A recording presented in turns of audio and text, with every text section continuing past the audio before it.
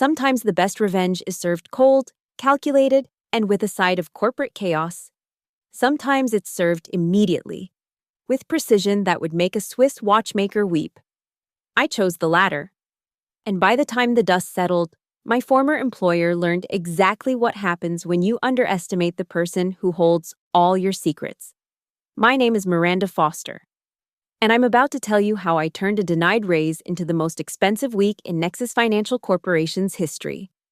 The morning of March 15th started like any other.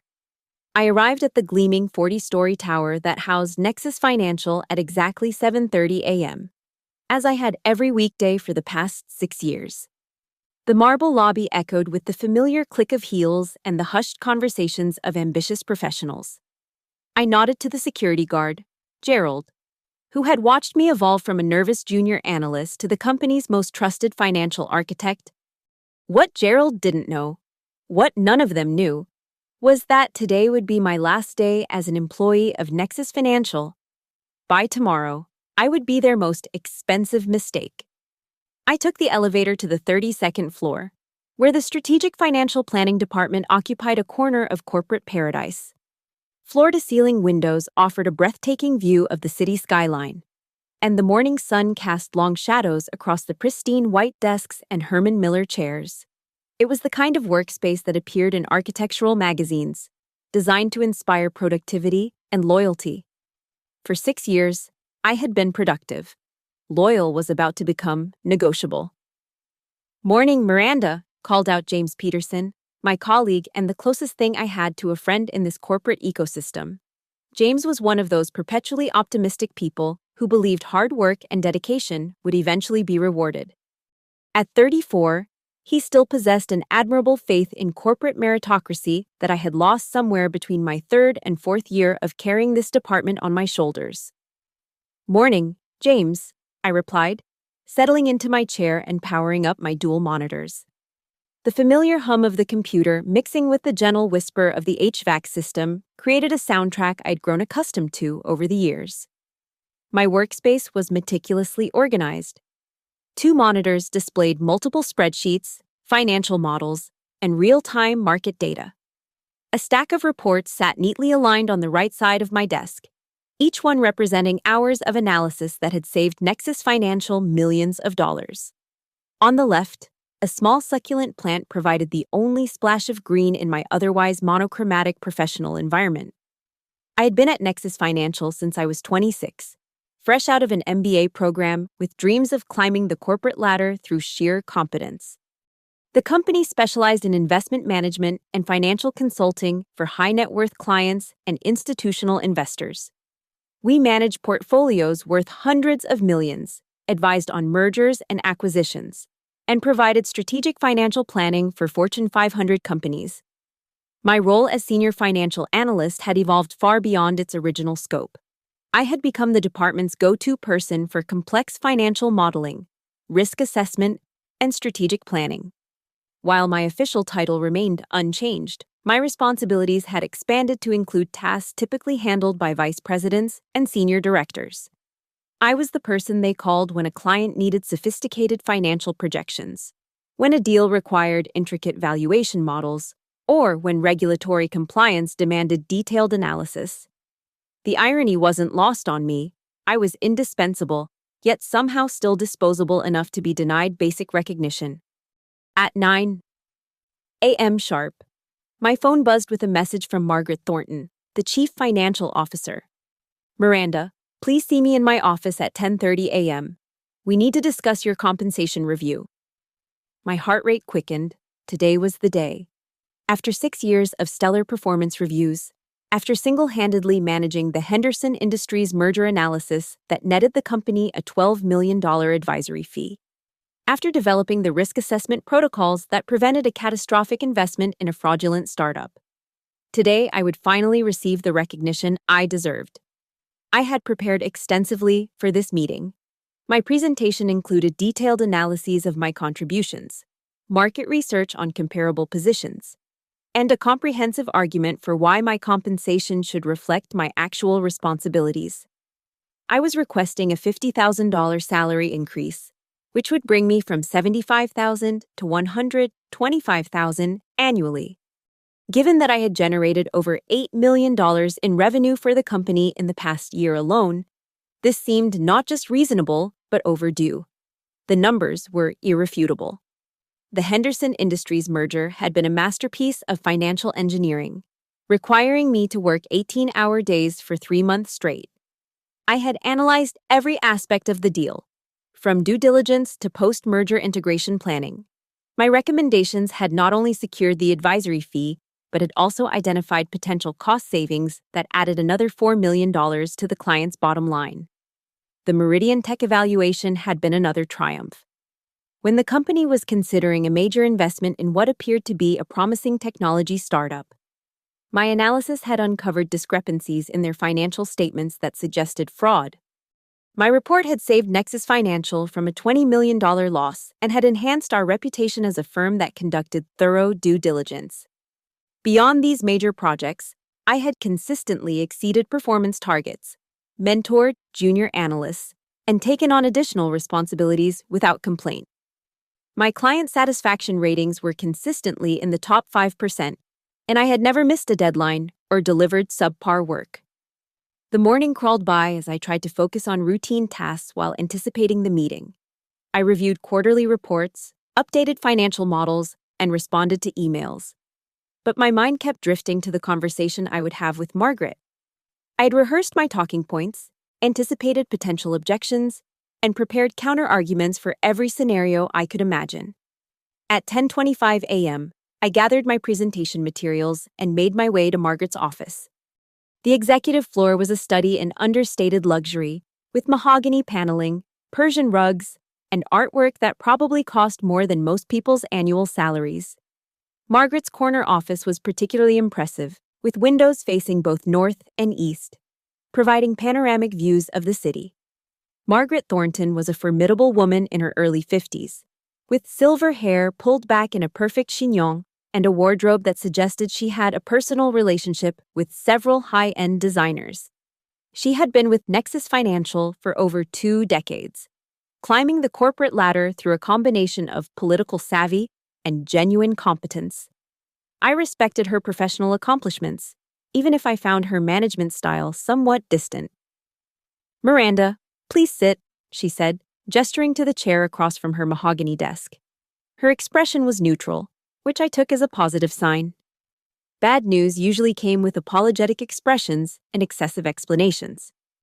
"I've been looking forward to this meeting," I began, placing my presentation folder on the desk. "I've prepared a comprehensive analysis of my contributions and market comparisons for compensation adjustment." Margaret held up a hand to stop me. "Miranda, I appreciate your preparation, but I need to be direct with you. The compensation committee has reviewed your file, and we've decided that your current salary is appropriate for your role and experience level." The words hit me like a physical blow. I sat in stunned silence for a moment, processing what I had just heard. 6 years of exemplary performance, millions of dollars in generated revenue, and countless overtime hours had been reduced to a single sentence of dismissal. "I don't understand," I said, my voice steady despite the turmoil in my chest.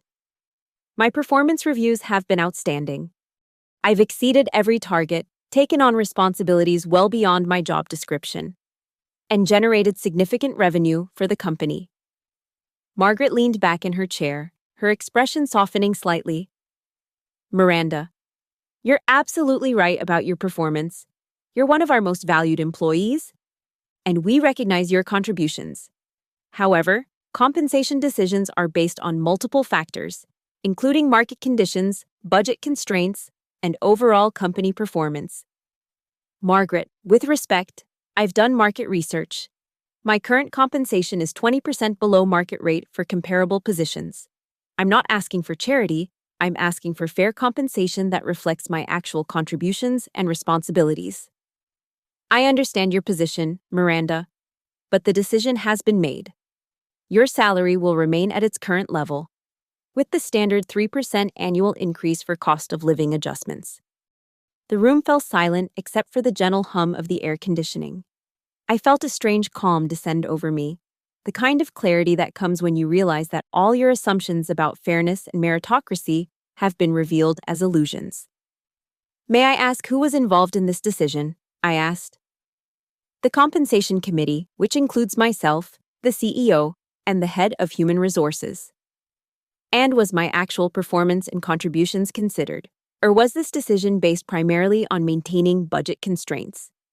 Margaret's slight hesitation told me everything I needed to know.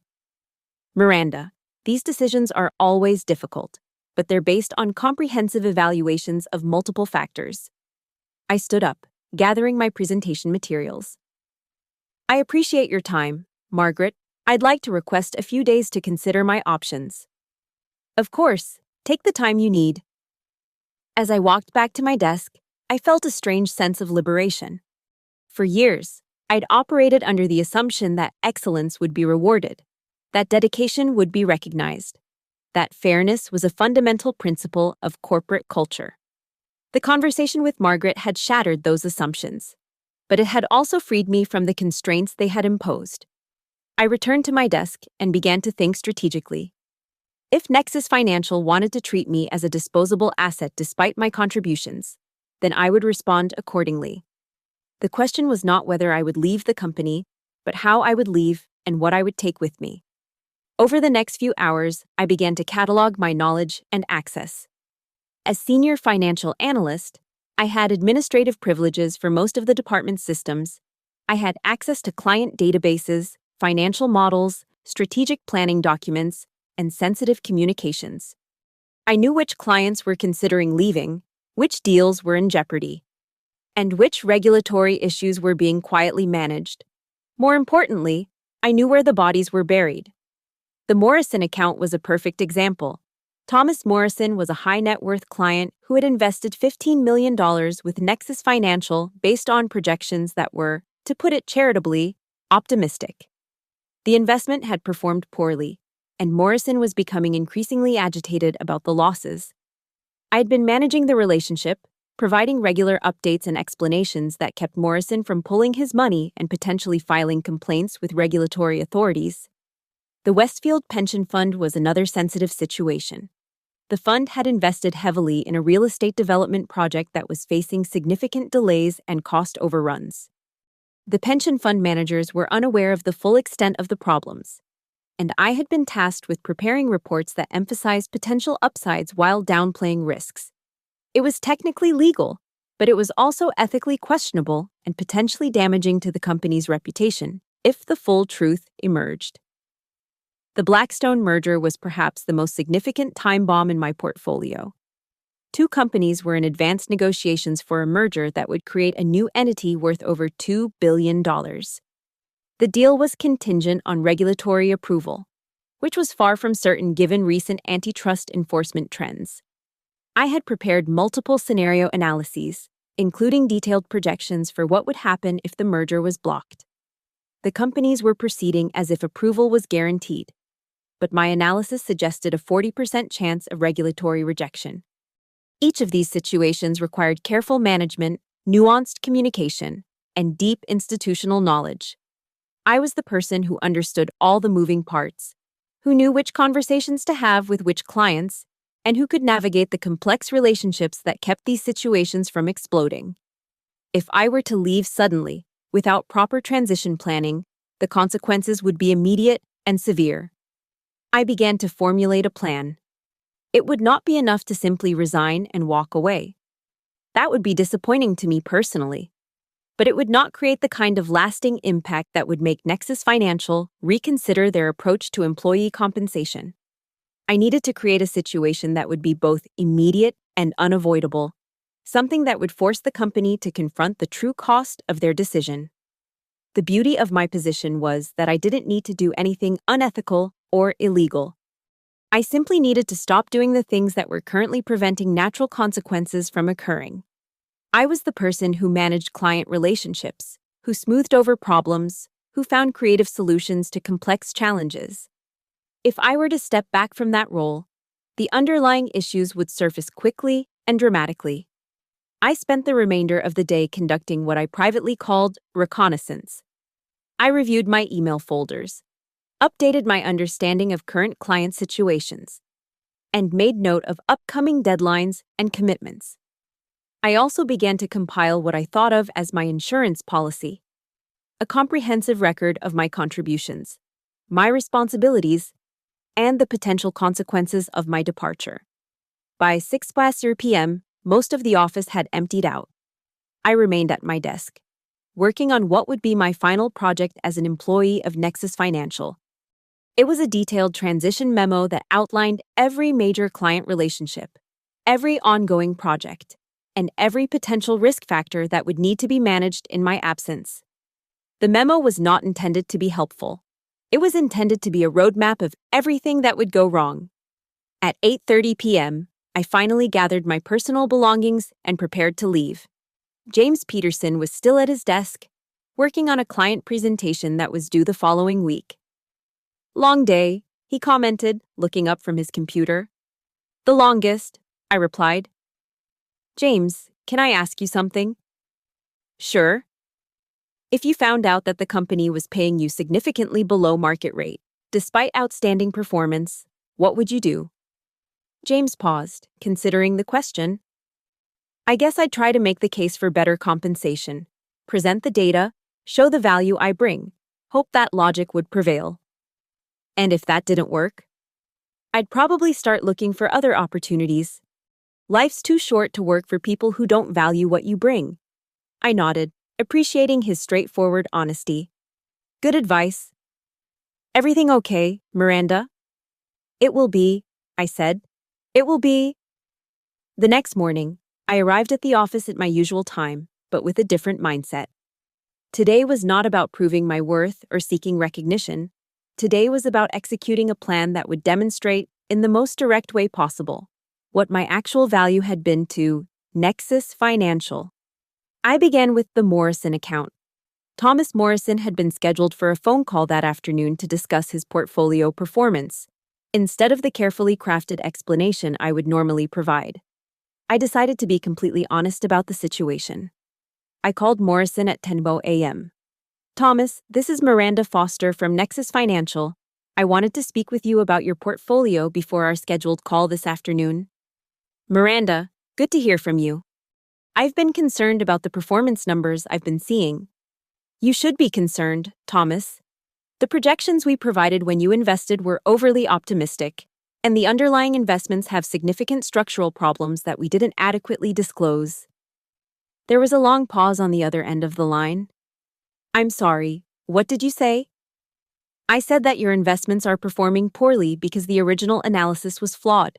We emphasized potential upsides while downplaying significant risks. You've lost approximately $2.3 million based on advice that was, in retrospect, not in your best interest." Another pause, longer this time.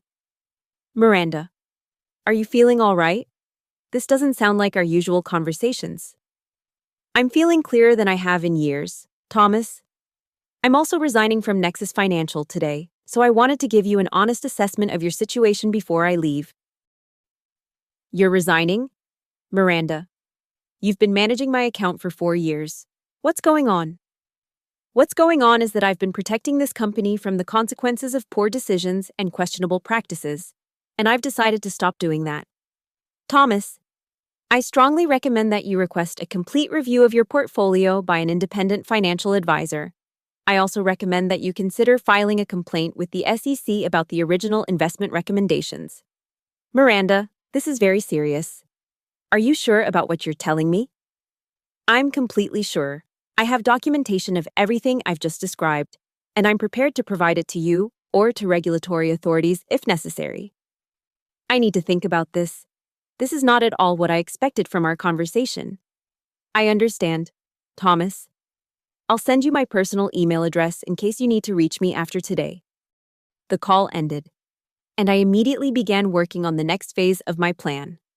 I opened my email and began composing messages to key clients, providing them with honest assessments of their situations and recommendations for protecting their interests. The Westfield Pension Fund received a detailed analysis of the real estate development project, including the cost overruns and delays that had been minimized in previous reports. I explained that the project was likely to lose money and recommended that they consider legal action to recover their investment. The Blackstone merger participants received a comprehensive analysis of the regulatory risks, including my assessment that the merger had only a 60% chance of approval.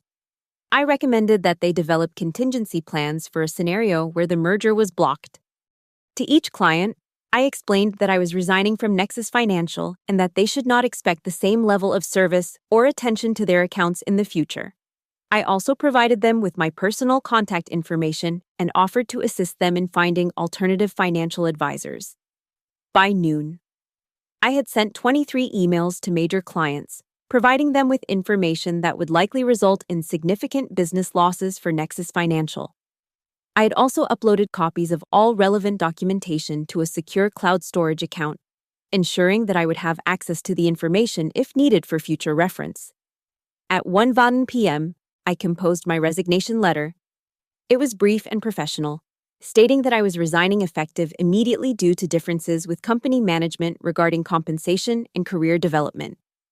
I delivered the letter to Margaret Thornton's office, where her assistant accepted it with a surprised expression. "Miranda, Ms. Thornton is in meetings all afternoon. Should I have her call you?" "That won't be necessary," I replied. "Everything she needs to know is in the letter." I returned to my desk and began the final phase of my plan. I logged into the company's client management system and began updating account records with honest assessments of each client's situation, where previous notes had been diplomatically worded to minimize concerns.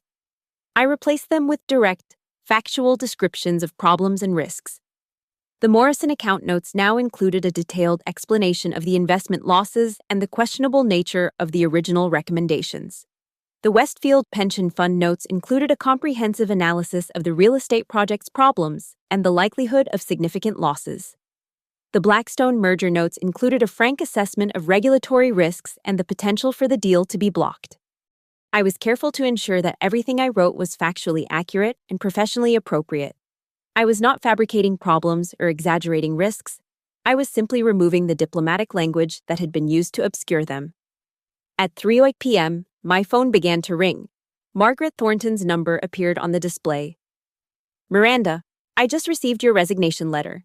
Can you come to my office immediately?" "I'm afraid I can't. Margaret, I'm no longer an employee of Nexus Financial, and I have other commitments this afternoon." "Miranda, we need to talk about this. There may be room for negotiation on the compensation issue. I appreciate the offer, Margaret, but I've made my decision. I'm sure the company will be fine without me." "Miranda, you can't just walk away from your responsibilities. You have clients who depend on you, projects that need to be completed. I've left detailed notes about all my accounts and projects. I'm confident that my colleagues will be able to manage everything appropriately. Miranda, please reconsider. We can discuss this like professionals. We had that opportunity yesterday. Margaret, I presented my case professionally. And you made your decision. I'm making mine." I hung up the phone and continued working on my final task.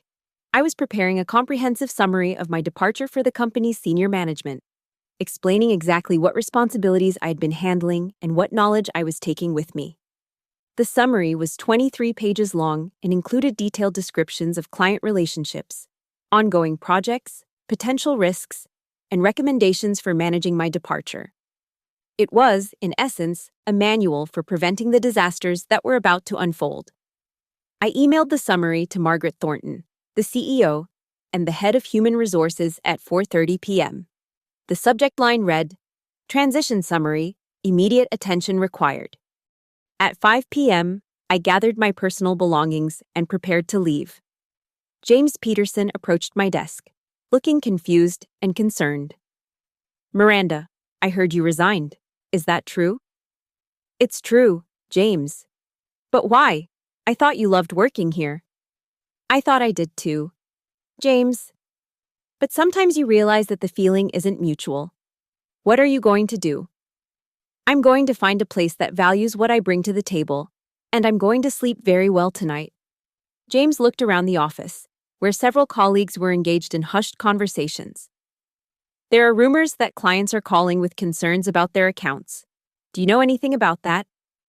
I know that honesty has a way of creating short-term disruption, James, but I also know that it's generally the right approach in the long run. Miranda, that sounds ominous. It's not ominous, James. It's just truthful. Take care of yourself. I left the office for the last time at 5:15 p.m., carrying a small box of personal items and a sense of satisfaction that I hadn't felt in years.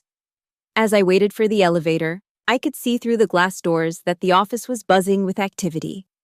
Phones were ringing, people were moving quickly between desks, and there was an energy that suggested something significant was happening. The elevator arrived, and I stepped inside. As the doors closed, I caught a glimpse of Margaret Thornton emerging from her office, her face flushed and her usual composure replaced by obvious stress. The next morning, I woke up refreshed and energized for the first time in months. I had no intention of returning to Nexus Financial, but I was curious about how my departure was being handled. I checked my email and found several messages from former colleagues. James Peterson had sent a message at 11:30 p.m. Miranda, the office is in chaos. Multiple clients are threatening to pull their money, and management is in emergency meetings. What did you do? Another colleague, David Chen, had sent a message at 6:00 a.m. Miranda, I don't know what happened, but Margaret is asking everyone if they know how to reach you. There are rumors that we might lose the Morrison account. I smiled as I read the messages. Phase 1 of my plan was proceeding exactly as expected. At 9:00 a.m., Margaret Thornton called my personal cell phone.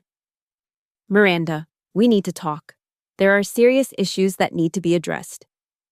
Good morning, Margaret. I'm no longer an employee of Nexus Financial, so I'm not sure how I can help you. Miranda, clients are calling with concerns about their accounts. They're saying you contacted them with information that contradicts our previous communications. I provided them with accurate information about their situations. Margaret, I thought that was what we were supposed to do. Miranda, you've created a very serious situation. Thomas Morrison is threatening to file complaints with the SEC. The Westfield Pension Fund is demanding a complete audit of their investments. The Blackstone merger participants are reconsidering their timeline. Those sound like reasonable responses to accurate information. Margaret. Miranda, you can't just dump sensitive information on clients without context or explanation. You've potentially created massive liability issues for the company. I provided context and explanation. Margaret, I explained that I had been managing their accounts in a way that protected the company's interests rather than their own, and that they should seek independent advice. Miranda, that's not accurate. You've been providing excellent service to those clients. I've been providing service that protected Nexus Financial from the consequences of questionable decisions and practices. That's not the same thing as excellent service. There was a long pause on the other end of the line. Miranda, what do you want? I want nothing from Nexus Financial. Margaret, I've moved on. Miranda, there has to be a way to resolve this. We can discuss compensation. We can talk about promotion opportunities. We can find a solution that works for everyone. Margaret, yesterday you told me that my compensation was appropriate and that no adjustments would be made. Today you're suggesting that there might be room for negotiation. What's changed? Miranda, be reasonable. Yesterday was a budget discussion. Today is a crisis management situation. Yesterday was a decision about my value to the company. Margaret, today is a demonstration of what that value actually was. Miranda, I need you to contact these clients and explain that there may have been misunderstandings in your communications. I won't do that. Margaret, everything I told them was accurate, and I stand by it. Miranda, you're putting the company in a very difficult position. The company put itself in that position. Margaret, I just stopped preventing the natural consequences. Miranda, we can offer you a significant compensation increase. We can discuss a promotion to vice president. We can find a way to make this work. Margaret, I appreciate the offer, but I'm not interested in returning to Nexus Financial. Miranda, please reconsider. We need your help to manage this situation. You need my help, Margaret. but you decided yesterday that I wasn't worth what I was asking for. Today, you're discovering what I was actually worth. I hung up the phone and began preparing for phase 2 of my plan. I had expected that Nexus Financial would try to negotiate my return, but I had no intention of accepting their offer. Instead, I was going to make sure that the consequences of my departure were as comprehensive and lasting as possible. Over the next few days, I received dozens of calls from former colleagues, clients, and Nexus Financial Management. The Morrison account had indeed been withdrawn, taking $15 million in assets with it. The Westfield Pension Fund had initiated a formal review of their investments and was considering legal action. The Blackstone merger had been delayed while the participants reassessed their regulatory strategy, but these were just the immediate consequences. The real damage was occurring in the company's reputation and relationships. Word was spreading through the financial industry that Nexus Financial had lost a key employee under contentious circumstances, and that multiple clients were expressing concerns about their service. Margaret Thornton called me repeatedly, each time with increasingly desperate offers. A $60,000 salary increase, a promotion to senior vice president, a retention bonus, additional vacation time, stock options, and finally, a comprehensive package worth over $200,000 in additional annual compensation. I declined each offer politely but firmly. I explained that my decision was final and that I would not be returning to Nexus Financial under any circumstances. On Friday of that week, exactly 1 week after my resignation, I received a call from David Chen. "Miranda, I thought you should know that Margaret was fired this morning." "Fired? Why?" The CEO held her responsible for the client losses and the damage to the company's reputation. "They're saying that she mismanaged the situation with your departure and that she should have found a way to keep you." "How much money has the company lost?" "I don't have exact numbers, but I've heard estimates of over $2 million in lost revenue from client departures, plus additional costs for legal fees and emergency consulting to manage the remaining accounts. And that's just the first week." "Miranda, there are rumors that you might be willing to come back if they made the right offer. Is that true?" "No, David, I'm moving on to something better." "What are you going to do?" "I'm starting my own financial consulting firm. I've already had preliminary conversations with several potential clients who are interested in working with someone who puts their interests first." "Miranda, that's incredible. Are you going to try to recruit people from Nexus?" "I'm not going to recruit anyone, David, but if people want to work for a company that values their contributions and treats them fairly, they know where to find me." The conversation ended, and I reflected on the events of the past week. My plan had succeeded beyond my expectations. I had not only demonstrated the value of my contributions to Nexus Financial, but I had also created the foundation for my own independent practice. Several former clients had contacted me directly, expressing interest in working with me once I established my own firm. The Morrison account, which had been withdrawn from Nexus Financial, had indicated that they would be interested in hiring me as their primary financial advisor. The Westfield Pension Fund had made similar inquiries. 3 weeks after my resignation, I officially launched Foster Financial Consulting. My first client was Thomas Morrison, who hired me to manage his $15 million portfolio. My second client was the Westfield Pension Fund, which engaged me to conduct a comprehensive review of their investments and develop a new strategic plan. Within 6 months, I'd built a practice that generated more revenue than my previous salary at Nexus Financial. I had also hired 2 former colleagues from Nexus, including James Peterson, who had decided that he wanted to work for a company that valued its employees. The final irony came exactly 1 year after my resignation. Margaret Thornton, who had been fired from Nexus Financial, contacted me about a position at Foster Financial Consulting.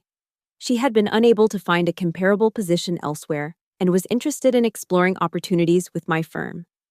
I met with Margaret at a coffee shop downtown, the same location where I had celebrated my MBA graduation 6 years earlier.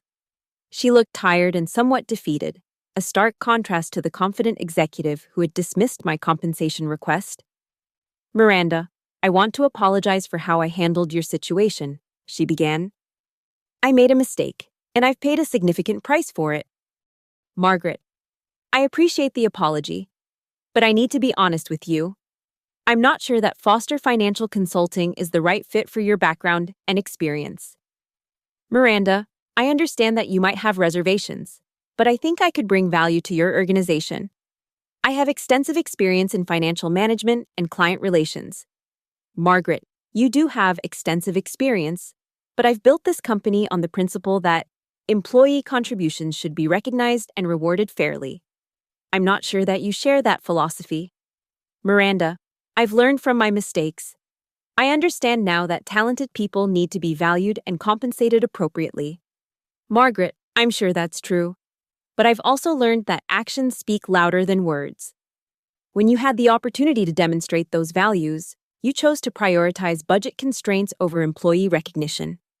Miranda, I was operating under pressure from senior management. I didn't have complete discretion over compensation decisions. Margaret, I understand that you were operating under constraints, but you also had the opportunity to advocate for your employees, to make the case for fair compensation, to demonstrate that you value the people who were driving your department's success. Miranda, you're right. I should have fought harder for you. Margaret, it's not just about me. It's about the principle that people should be valued for their contributions, not just managed as cost centers. Miranda, I agree with that principle. I'm asking for the opportunity to demonstrate that I've learned from my mistakes. I paused, considering her request. Margaret was a competent professional who had made a poor decision under pressure. She was also a person who had been humbled by the consequences of that decision and who might genuinely have learned from the experience. Margaret, I appreciate your interest in Foster Financial Consulting. But I need to be clear about what working here would mean. We operate on the principle that excellent performance should be rewarded with excellent compensation. We believe that employees should be partners in the success of the business, not just service providers. I understand, Miranda. Margaret, if you were to join our firm, you would be expected to advocate for your colleagues, to support fair compensation practices, and to prioritize employee development and recognition. Miranda, I'm committed to those principles. Margaret, I'm going to offer you a position as senior financial consultant. The salary will be 15% above market rate, with performance bonuses that could add another 20% to your annual compensation. You'll have equity participation in the firm's growth, and you'll have a voice in major policy decisions. Margaret's eyes widened. Miranda, that's incredibly generous. Margaret, it's not generous. It's fair. And it's what I should have received at Nexus Financial. Miranda, I don't know what to say. Say that you understand the lesson. Margaret, say that you'll never again undervalue the people who drive your success. I understand, Miranda. And I promise you that I'll never make that mistake again. Margaret joined Foster Financial Consulting 3 months later, and she became one of our most effective advocates for employee recognition and fair compensation. She had learned the lesson that Nexus Financial had taught both of us, that the cost of undervaluing talent is always higher than the cost of recognizing it. 2 years after my resignation from Nexus Financial, I received a call from the company's new CEO. He had been brought in to repair the damage and rebuild the firm's reputation. He wanted to discuss the possibility of acquiring Foster Financial Consulting or establishing a strategic partnership. Miranda, I've reviewed what happened with your departure, and I want to apologize on behalf of the company. We made a serious error in judgment, and we paid a significant price for it. I appreciate the apology, I replied, but I'm very happy with the company I've built. Miranda, we've learned from our mistakes. We've implemented new compensation practices, new employee recognition programs, and new approaches to talent management. We'd like to explore ways to work together. I'm always open to professional relationships that benefit both parties. But I should tell you that Foster Financial Consulting is not for sale. Miranda, I understand. But perhaps we could discuss other forms of collaboration. We have clients who might benefit from your expertise, and you have capabilities that could complement our services. I'm willing to discuss that possibility, but any collaboration would need to be based on mutual respect and fair compensation. Miranda, I completely understand. We've learned that lesson the hard way. The conversation led to a consulting agreement that generated significant revenue for Foster Financial Consulting while providing Nexus Financial with access to specialized expertise. It was a professional relationship that benefited both companies, but it was also a relationship that existed on my terms, not theirs. Looking back on the events of that week in March, I realized that my resignation from Nexus Financial had been about more than just compensation. It had been about respect, recognition, and the fundamental principle that people should be valued for their contributions. When the company chose to treat me as a disposable asset despite my proven value, I had responded by demonstrating exactly what that value was. The $50,000 raise I had requested would have cost Nexus Financial $1,000 per week. Instead, my departure had cost them approximately $2.5 million in lost revenue, legal fees, consulting costs, and reputation damage in just the first week alone. The mathematics were simple and brutal. My requested raise represented less than 0.01% of the company's annual revenue. The cost of my departure exceeded 0.5% of their annual revenue in a single week. By any reasonable business analysis, the decision to deny my raise had been not just unfair, but financially catastrophic. But the real lesson went deeper than mathematics. The real lesson was about recognizing value before it walks out the door. Nexus Financial had operated under the assumption that employees were interchangeable resources, that excellent performance was expected rather than exceptional, and that loyalty could be taken for granted rather than earned. My departure had shattered those assumptions. It had demonstrated that certain employees create value that extends far beyond their job descriptions, that relationships and institutional knowledge cannot be easily replaced, and that the cost of losing key talent can be exponentially higher than the cost of retaining it. The story of my week of revenge had become something of a legend in the financial industry.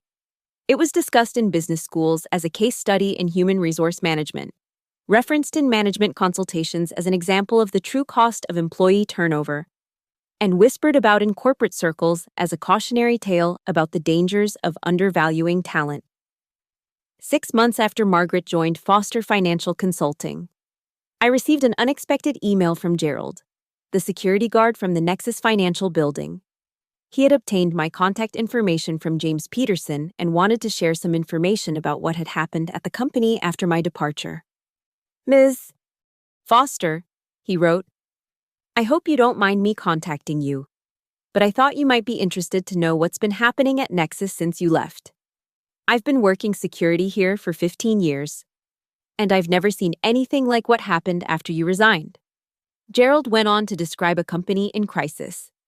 Within 3 months of my departure, Nexus Financial had lost over $40 million in client assets. The regulatory investigation triggered by Thomas Morrison's complaint had uncovered additional problems that resulted in significant fines and sanctions.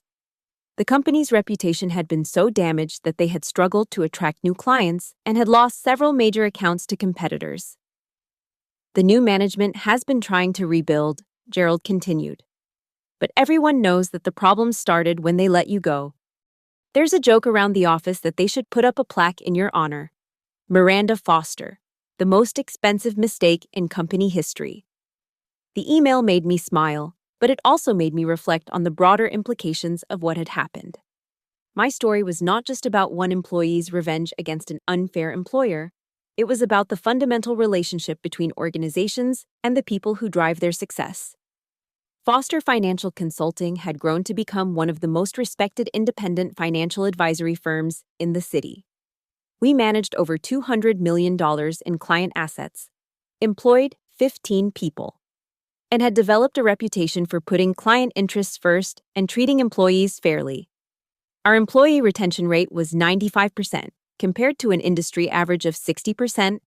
Our client satisfaction ratings were consistently in the top 1% of financial advisory firms. The success of Foster Financial Consulting was built on the principles that Nexus Financial had rejected. We recognized that excellent employees should be rewarded with excellent compensation. We understood that employee loyalty must be earned through fair treatment and recognition. We believed that long-term success required investing in people, not just managing them as cost centers. 3 years after my departure from Nexus Financial, I was invited to speak at a conference on human resource management. The topic was the true cost of employee turnover. And the organizers specifically requested that I discuss my experience with Nexus Financial, standing before an audience of CEOs, HR directors, and senior managers. I shared the story of my week of revenge, but I also shared the lessons that had emerged from that experience. The cost of losing key talent is never just the cost of replacing them, I explained. It's the cost of lost institutional knowledge, damaged client relationships, disrupted projects, and decreased morale among remaining employees. In my case, Nexus Financial discovered that the cost of my departure was 50 times higher than the cost of my requested raise, I continued. But the real lesson is not about the mathematics of compensation. The real lesson is about the importance of recognizing value before it walks out the door. Every organization has employees who create value that extends far beyond their job descriptions. The challenge is identifying those employees and ensuring that they feel valued and fairly compensated. During the question and answer session, a CEO from a major corporation asked, "Ms. Foster, what advice would you give to companies that want to avoid the kind of situation you created at Nexus Financial?" "My advice is simple," I replied. "Pay attention to your best people. Understand what they actually contribute to your organization. Recognize that their value may be significantly higher than their job title suggests. And when they present a case for better compensation, take it seriously." "But what if budget constraints make it impossible to meet all compensation requests?" asked another audience member. "Then you need to prioritize," I answered. "You need to identify your truly essential employees and ensure that they are fairly compensated. You need to understand that losing a key employee will almost always cost more than keeping them happy." "Ms. Foster, what about employees who might try to leverage their importance to demand unreasonable compensation?" asked an HR director. "That's a valid concern," I acknowledged. "But in my experience, truly valuable employees rarely make unreasonable demands. They understand the business and they understand market rates. When they ask for significant compensation increases, it's usually because they're significantly undercompensated relative to their contributions." The conference presentation led to additional speaking engagements and consulting opportunities. I found myself working with companies that wanted to improve their employee retention and avoid the kind of crisis that had befallen Nexus Financial. One of my most interesting consulting assignments came from a technology company that was experiencing high turnover among their software engineers. The company's management was frustrated by the constant need to recruit and train new employees, and they wanted to understand why their best people kept leaving. My analysis revealed a familiar pattern. The company's compensation structure had not kept pace with market rates, and their best employees were being recruited by competitors who offered significantly better packages. The company was trying to retain talent through non-monetary benefits like flexible work arrangements and casual dress codes. But these perks were not enough to compensate for below-market salaries. I recommended a comprehensive compensation review and a significant investment in employee retention. The company's initial reaction was predictable concern about costs, but I was able to demonstrate that the cost of my recommendations was less than half of what they were currently spending on recruitment and training. "You're spending $2.5 million per year on recruiting and training new employees," I explained to the company's executive team. "My recommendations would cost $1.8 million per year in additional compensation, but they would reduce your turnover by 80%. The net savings would be $1.2 million per year, plus the intangible benefits of improved productivity and client relationships." The company implemented my recommendations, and within 6 months, their turnover rate had dropped from 40% to 8%. Employee satisfaction surveys showed dramatic improvements, and the company's productivity metrics reached all-time highs. The success of this consulting assignment led to similar engagements with other companies. I found myself specializing in helping organizations understand the true value of their employees and develop strategies for retaining key talent. 4 years after my departure from Nexus Financial, I received an unexpected phone call from Thomas Morrison, my former client who had withdrawn his $15 million account from the company. Miranda, I wanted to thank you for the advice you gave me when you left Nexus Financial. Following your recommendations has saved me over $3 million in losses and has generated significant additional returns. I'm glad I could help, Thomas. That's exactly why I started my own firm. Miranda, I also wanted to let you know that I've been recommending Foster Financial Consulting to other high net worth individuals. Your reputation in the industry is exceptional, and people trust your judgment. Thank you, Thomas. Word-of-mouth referrals are the highest compliment a financial advisor can receive. Miranda, I've been thinking about what happened at Nexus Financial, and I realize that your departure was probably the best thing that could have happened to your career. You've built something remarkable. Thomas, you're absolutely right. Looking back, I realized that Nexus Financial did me a favor by denying my raise. If they had approved it, I might still be working there, making someone else wealthy instead of building my own success. The conversation reminded me of how dramatically my life had changed since that March morning when I walked into Margaret Thornton's office with my compensation request.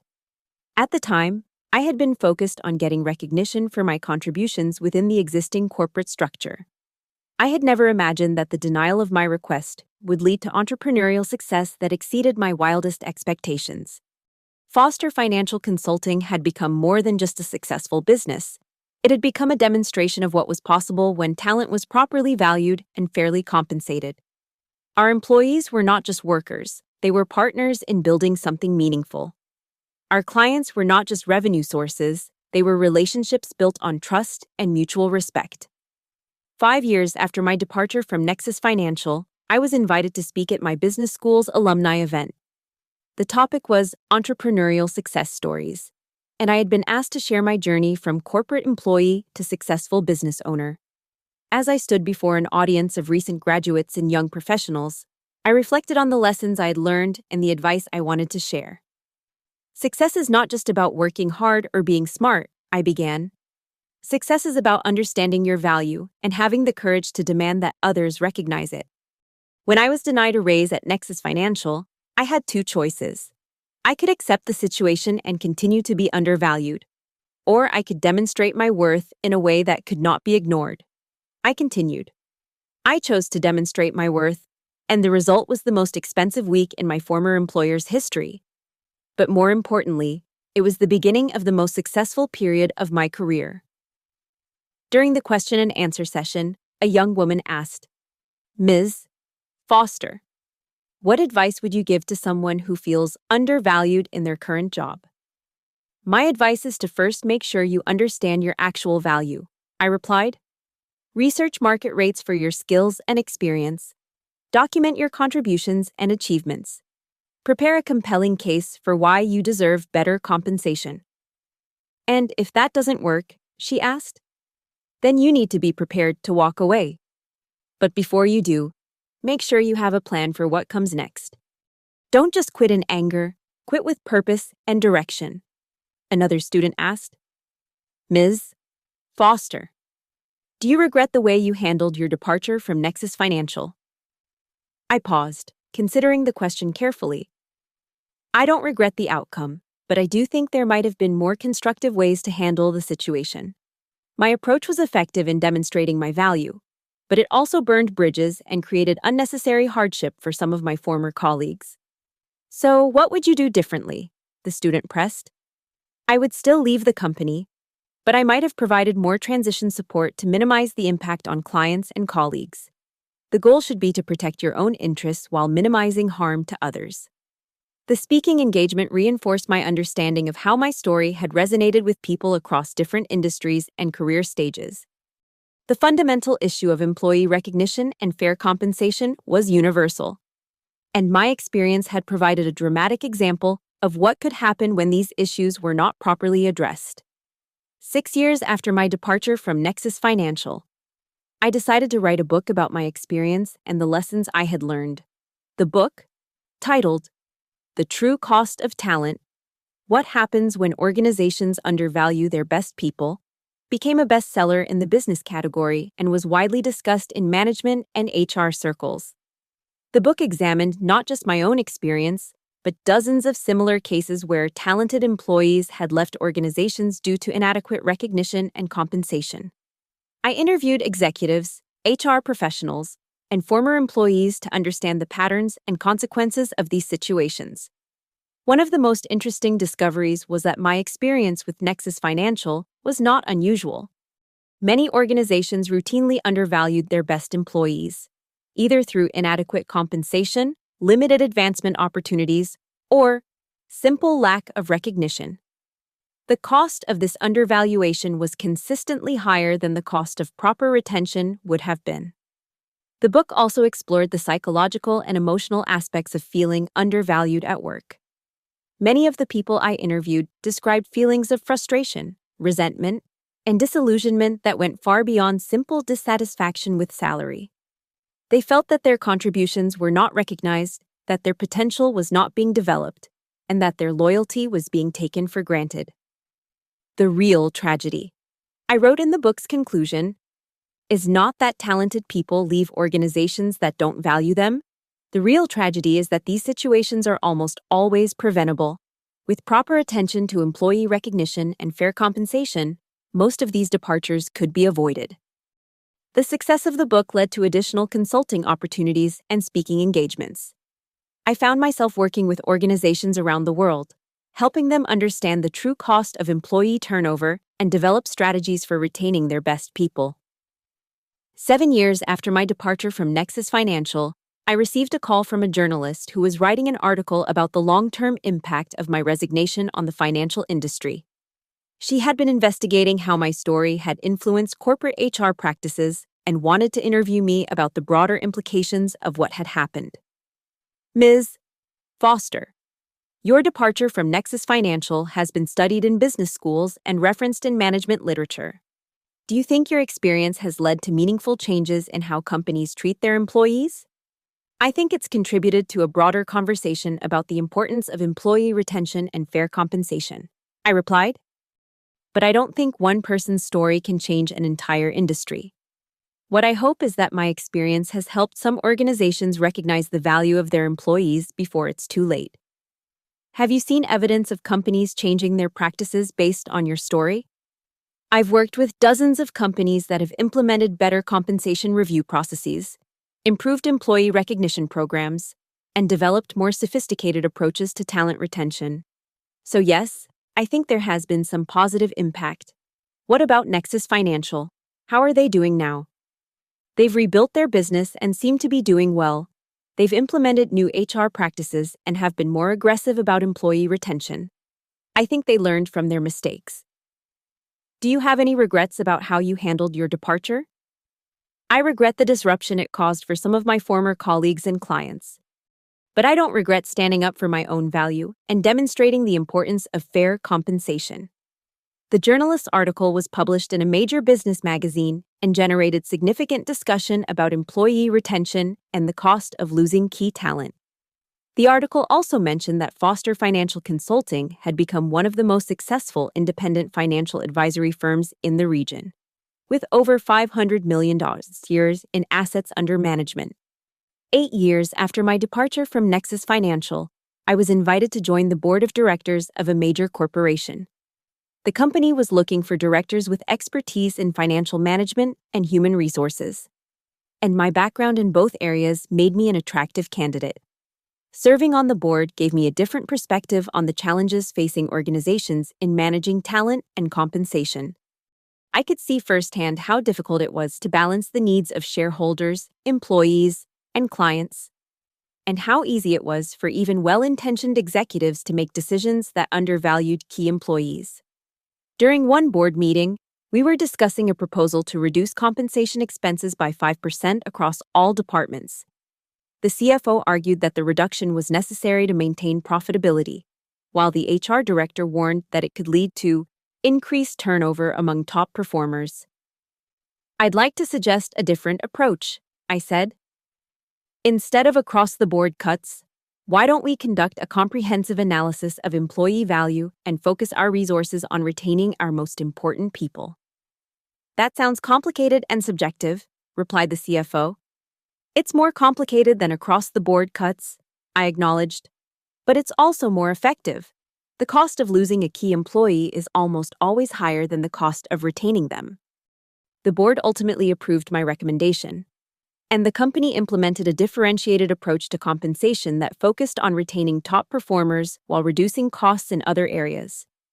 The result was improved employee retention, higher productivity, and better financial performance. My experience on the board reinforced my understanding of how organizational decisions about compensation and employee retention were made. Too often, these decisions were driven by short-term financial considerations rather than long-term value creation. The challenge was helping leaders understand that investing in people was not just an expense, but a strategic investment that could generate significant returns.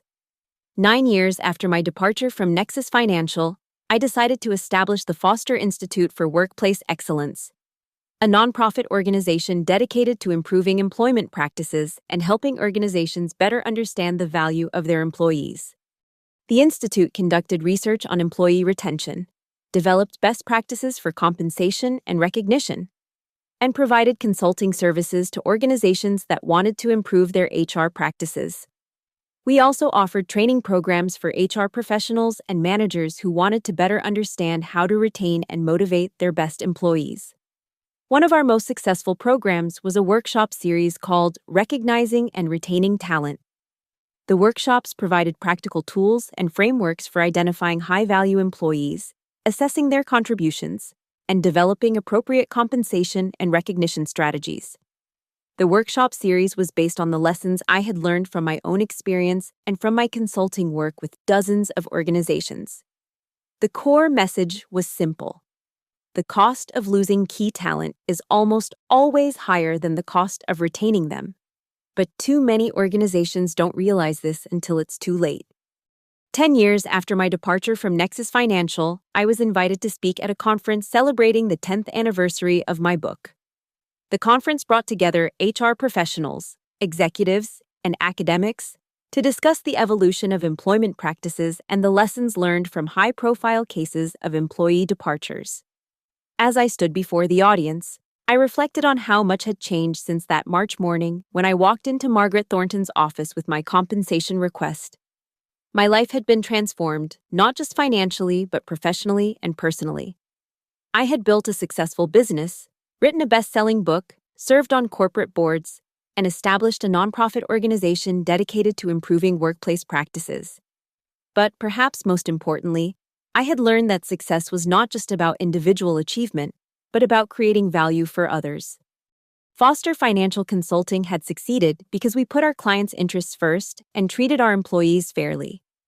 The Foster Institute had impact because we helped organizations understand the true value of their people. 10 years ago, I was a frustrated employee who felt undervalued and undercompensated. I told the audience, my employer's decision to deny my raise request seemed like a setback at the time, but it turned out to be the catalyst for the most successful period of my career. I continued, the lesson is not that you should quit your job if you don't get a raise. The lesson is that you should understand your value, communicate it effectively, and be prepared to make difficult decisions if that value is not recognized. During the question and answer session, a young HR professional asked, Ms. Foster, what advice would you give to companies that want to avoid the kind of situation you created at Nexus Financial? My advice is to pay attention to your best people, I replied. Understand what they actually contribute to your organization. Recognize that their value may be significantly higher than their job title suggests. And when they present a case for better compensation, take it seriously. But what if you can't afford to give everyone the raise they want? Asked another audience member. Then you need to prioritize, I answered. You need to identify your truly essential employees and ensure that they are fairly compensated. You need to understand that losing a key employee will almost always cost more than keeping them happy. As the conference concluded, I realized that my story had become more than just a personal narrative of revenge and success. It had become a case study in the importance of recognizing and valuing talent. A cautionary tale about the cost of undervaluing employees, and an inspiration for people who felt underappreciated in their own careers. The week that began with a denied raise request had cost Nexus Financial $2.5 million and had transformed my life in ways I could never have imagined. It had taught me that sometimes the most expensive mistakes are the ones that seem small at the time, and that the true cost of talent is only revealed when it walks out the door. Looking back, I realized that the real revenge was not the immediate chaos I had created at Nexus Financial.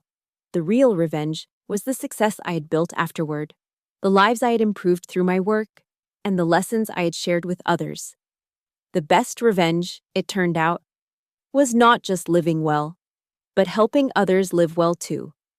And sometimes, the most valuable lesson comes from the most expensive mistake.